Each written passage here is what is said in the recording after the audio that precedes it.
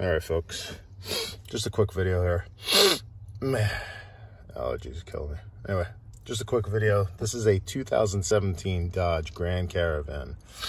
I've had a bad brake pedal on this thing since I bought this damn thing. I bought this van used or certified, pre-owned from the dealer, and the pedal had a rip in it since the beginning, since I got it.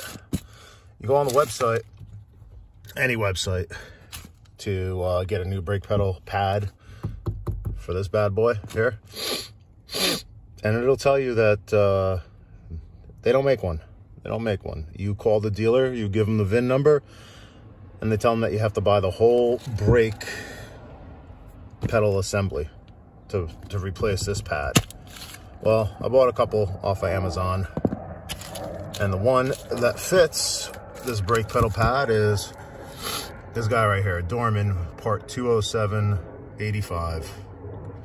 20785. Brake pedal pad.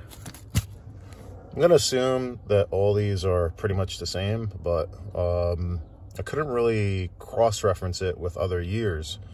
But anywho, or maybe this is a cross-reference for the other years of the Caravan. So, but there you go.